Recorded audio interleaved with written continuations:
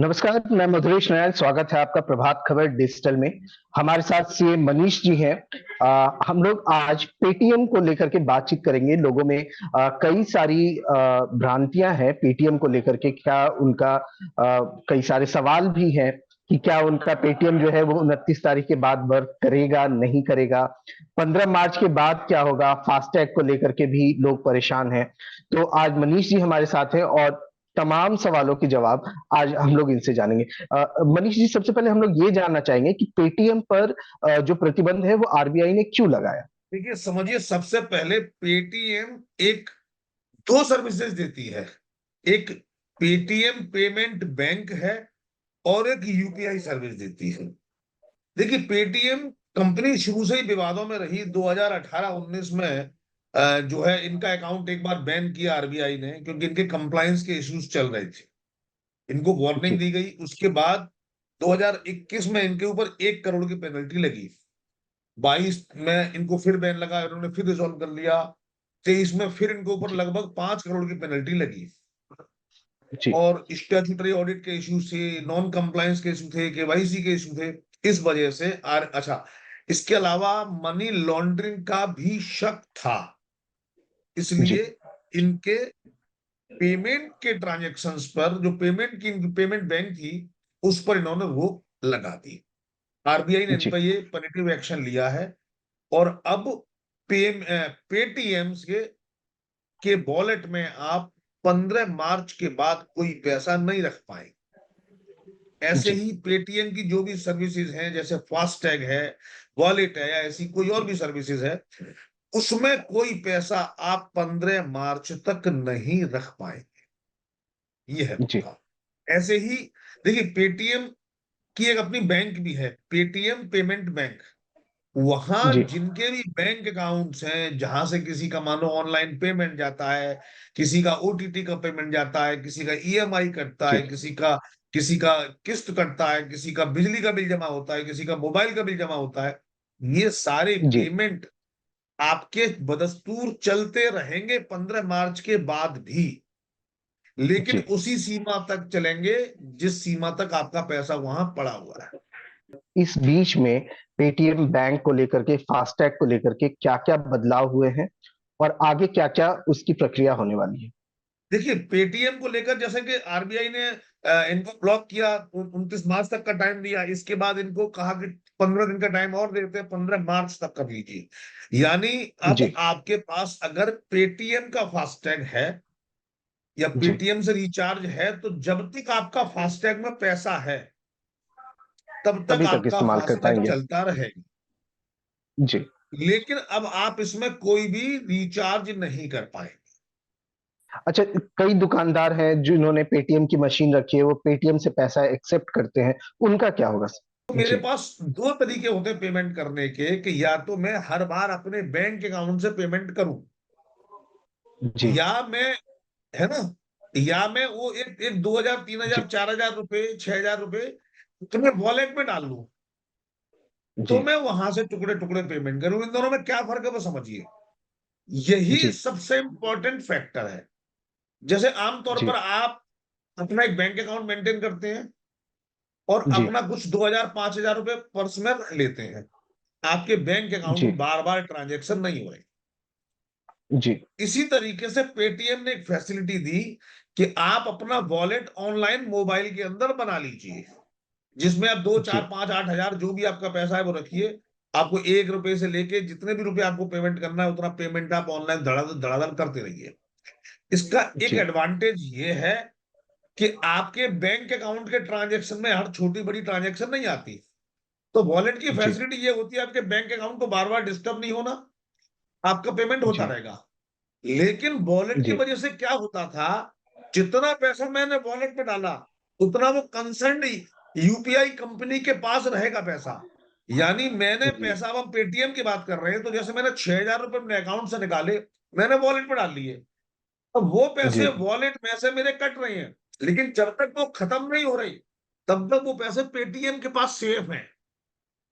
जी। Paytm उस पैसे को इकट्ठा करके अपने पास रखता था, और उससे वो या तो जी। बैंक में एफडी करा के इंटरेस्ट कमाता था, या जी। उस पैसे से वो आगे लोन बांट के उससे मोटी इंटरेस्ट कमाता था। ये पेटीएम का अच्छा। बिजनेस था। तो वॉलेट से हमें तो मिलती थी फैसिलिटी और उनको मिलता था पेमेंट। अब आते हैं पेमेंट करने वाली बात। अब मैंने अपनी बता दी कि मैं कैसे काम करता हूँ, कंज्यूमर कैसे काम करता है। जी। मानो मेरा सब्जी वाला है, मदर डेयरी कैसे काम करता है। जब मदर हम्म। डेयरी के पास पैसे आते हैं तो वो उनके सीधे अकाउंट में पहुंचते हैं।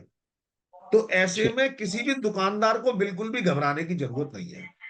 अगर किसी हाँ। ने पेमेंट किया है तो उसके अकाउंट में पैसा तुरंत आ जाएगा।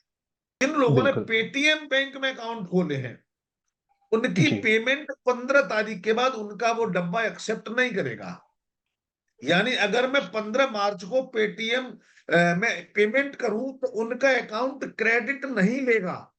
यानी उन्हें अपनी पेमेंट की जो फैसिलिटी है उसको 15 मार्च तक किसी दूसरे बैंक में शिफ्ट कर लेनी चाहिए, वरना उसको कोई पेमेंट नहीं कर पाएगा।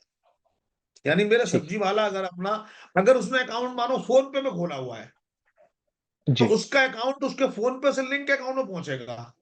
अगर किसी ने ठीक। गूगल पे में पहुंचा हो तो लिंक अकाउंट में पहुंचेगा। अगर भीम में जी। खोला तो लिंक अकाउंट में पहुंचेगा। लेकिन अगर उसने अकाउंट अपना पेटीएम में खोला हुआ है तो पेटीएम के बैंक अकाउंट में पहुंचेगा। पेटीएम का अपना एक बैंक है जिसको जी। पेटीएम पेमेंट बैंक कहते हैं। जिन लोगों ने, आपने देखा होगा पेटीएम का डब्बा मिलता है जिस पर लिखा होता बिल्कुल। है 124 रुपए प्राप्त हुए, है ना। हाँ। तो ये उन्हीं के जी। होते हैं जो पेटीएम की बैंक से कनेक्टेड है।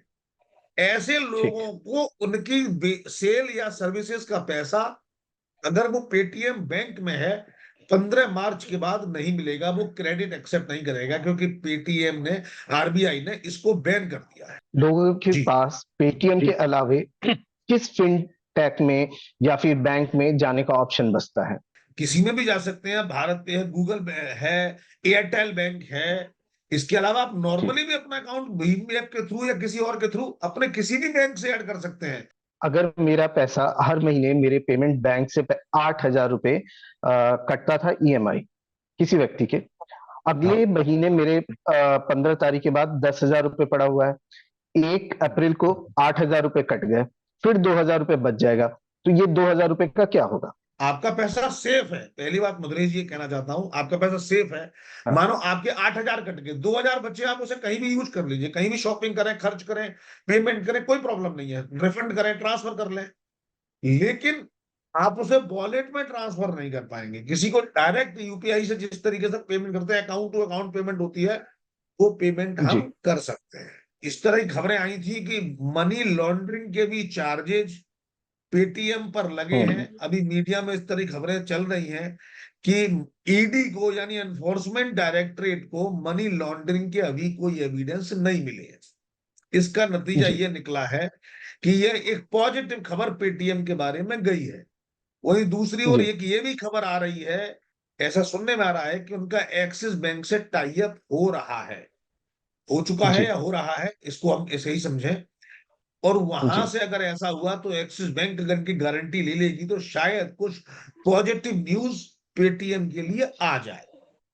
As ji. ऑन डेट स्थिति यही है कि 15 मार्च की जो डेडलाइन है वो खड़ी है।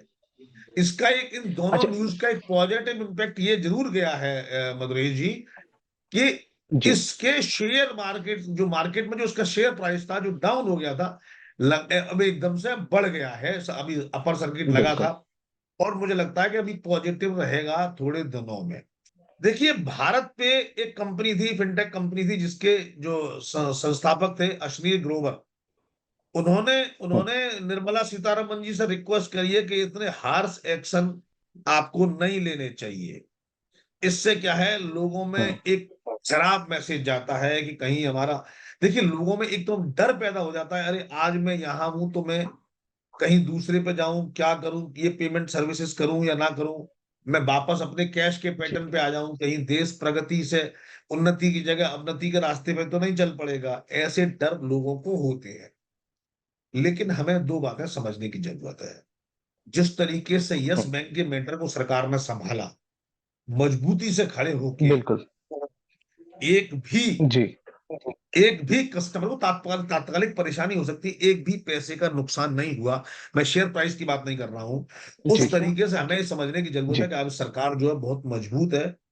कानून का पालन करने वाली है और लूज नहीं छोड़ने वाली है, तो ऐसे में दूसरी फिनटेक कंपनियों को कोई खतरा नहीं है। पहली बात, पेटीएम को भी कोई खतरा नहीं है, उनके बिजनेस ऑपरेशंस की में कोई दिक्कत नहीं होगी। इनके कस्टमर टूटेंगे, बाद में फिर जुड़ेंगे, बढ़ेंगे, ये सब चलती रहेंगी चीजें। लेकिन जी सरकार एक क्लियर मैसेज ये देना चाहती है कि कानून से ऊपर कोई नहीं।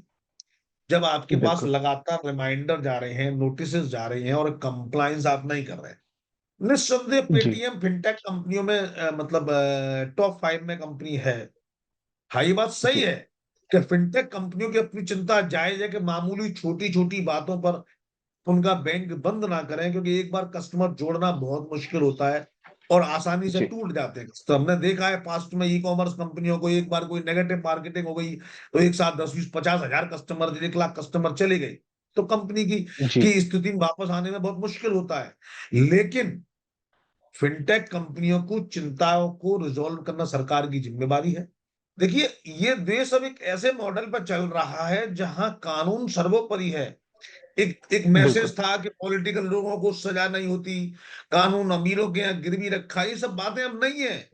अमीर हो या जी गरीब, जी आपको कानून के दायरे में रहना पड़ेगा। तो फिनटेक कंपनी को भी ये समझना पड़ेगा कि अब कंप्लायंस, कानून का जी पालन सबसे बड़ा इशू है और आपको ये कंप्लायंस करने के बाद ही देश में बिजनेस करने की अनुमति दी जाएगी। चूंकि जी पेटीएम का संबंध चीन से भी है, इसलिए सरकार जी इस मुद्दे पर और भी सतर्क होकर कदम आगे बढ़ा रही है। जी। सर, एक आखिरी सवाल कि अब कई लोगों में ये भ्रम है कि यूपीआई पेमेंट उनके लिए कितना सेफ है। हमें यूपीआई हम्म। पेमेंट से घबराने की जरूरत नहीं है और ये समय बचाता है। यूपीआई जी पेमेंट में बिल्कुल भी चिंता होने की जरूरत नहीं है। अगर मानो जी पेटीएम को वापस रिवाइवल मिल गया तो पेटीएम भी एज इट इज चलेगा। अगर मानो नहीं मिला तो यूपीआई है, भीम ऐप है या गूगल पे है या फोन पे, ये सब चलते रहेंगे। यूपीआई पेमेंट निस्संदेह रूप से, निश्चित रूप से 100% सेफ है। मैं ये कहना चाहता हूं कि अगर आप अननेसेसरी अकाउंट पे छोटे छोटे ट्रांजेक्शन बहुत ज्यादा नहीं करते हैं, तो आप वॉलेट में पैसा रखने की जगह अगर डायरेक्ट अकाउंट से करें तो आपको इंटरेस्ट की बचत होगी। जैसे मानो आप 2-4 हजार रुपए अकाउंट में हमेशा रखते हैं, वो पैसा अगर वॉलेट में है तो जी वो वॉलेट वाली कंपनी पैसा कम ब्याज कमा रही है, अगर वो आपके अकाउंट में है तो वो आप बिल्कुल। कमा रही है। ठीक है सर, बहुत बहुत धन्यवाद। ऐसी ही जानकारियों के लिए हमारे साथ जुड़े रहिए प्रभातखबर.com पे। धन्यवाद। प्रभातखबर.com, विश्वास वही, रफ्तार नहीं।